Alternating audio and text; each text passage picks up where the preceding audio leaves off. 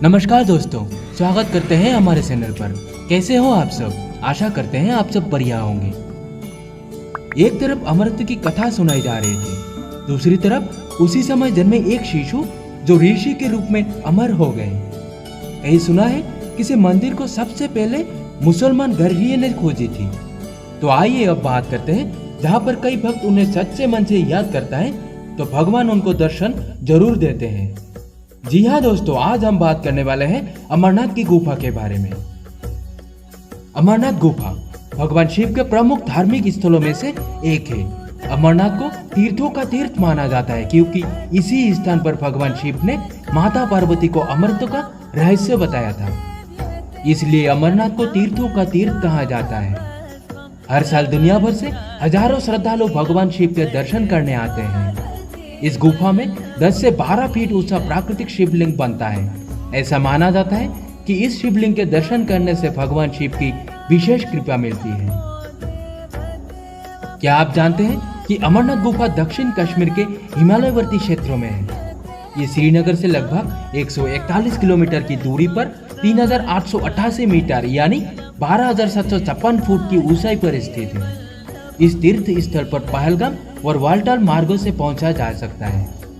श्रीनगर से पहलगाम करीब 92 किलोमीटर और वालटाल करीब 93 किलोमीटर दूर है। पहलगाम या वालटाल पहुंचने के बाद आगे की यात्रा पैदल या घोड़े खच्चर की मदद से करनी होती है। अमरनाथ गुफा से जुड़ी कोई रोचक कहानियां हैं, उनमें से कुछ दिलचस्प और कुछ आकर्षक है। आइए इस वीडियो के माध्यम से अमरनाथ गुफा के बारे में कुछ रोचक तथ्य पर नजर डालते हैं। कुछ लोगों को यहाँ आने पर दिव्य शक्तियों का आभास होता है। ऐसा आभास का दावा कोई सारे लोग कर चुके हैं। अमरनाथ गुफा भगवान शिव के प्रमुख धार्मिक स्थलों में से एक है। यहाँ की प्रमुख विशेषता पवित्र गुफा में बर्फ से प्राकृतिक शिवलिंग का निर्मित होना है। इसी कारण से इसे स्वयंभू हिमानी शिवलिंग भी कहते हैं। वैसे अमरनाथ स्थित शिवलिंग को बाबा बर्फानी भी कहा जाता है। अमरनाथ गुफा का आकार लगभग 150 फुट है। इसमें ऊपर से बर्फ के पानी की बूंदें जगह जगह टपकती रहती हैं। इन्हीं बूंदों से एक स्थान से टपकने वाली हिम बूंदों से लगभग 10 फुट लंबा शिवलिंग बनता है। चंद्रमा के घटने बढ़ने के साथ साथ इसका आकार भी घटता बढ़ता रहता है। आश्चर्य की बात तो यह है कि यह शिवलिंग ठोस बर्फ का बना होता है, जबकि ऐसी गुफाओं में आमतौर पर कच्ची बर्फ ही होती है जो हाथ में लेते ही भुरभुरा जाती है।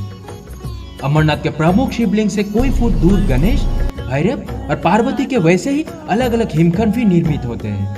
मान्यता है कि इसी गुफा में माता पार्वती को भगवान शिव ने अमरत्व की कथा सुनाई थी, जिसे सुनकर उसी समय जन्मे शुक शिशु शुकदेव ऋषि के रूप में अमर हो गए थे। ऐसी कथाएं भी प्रचलित है कि जिन भक्तों पर शिव पार्वती प्रसन्न होते हैं उन्हें कबूतरों के जोड़ी के रूप में प्रत्यक्ष दर्शन देते हैं और उन्हें मोक्ष की प्राप्ति होते हैं। ये भी कहा जाता है सौभाग्यशालियों को दर्शन देने वाला कबूतरों का ये जोड़ा दरअसल वही है जो भगवान शिव द्वारा वर्णित अमरत्व की कथा सुनकर अमर हो गया है। कुछ धर्माचार्यों का मत है कि शिव जी जब पार्वती जी को अमर कथा सुनाने ले जा रहे थे तो उन्होंने जिन स्थानों पर छोटे छोटे अनंत नागों को, माथे के चंदन को, पिस्सू को और गले के शेष नाग को छोड़ा था, वे सब अनंतनाग चंदनवारी, पिस्सूटप और शेषनाग नाम से प्रसिद्ध हुए। अमरनाथ गुफा के बारे में सबसे पहले पता 16वीं शताब्दी में एक मुसलमान गर्हिये ने बूटा मालिक को चला था। आज भी मंदिर का चौथाई सरावा उस मुसलमान गर्हिये के वंशजों को मिलता है। साथ ही यहाँ पर सभी फूल बेचने वाले भी मुस्लिम ही हैं। कहते हैं कि पशुओं को सराते हुए जंगल में इस गर्हिये की मुलाकात एक साधु से हो गई थी। साधु ने बूटा को कोयले से भरी एक कांगरी दी।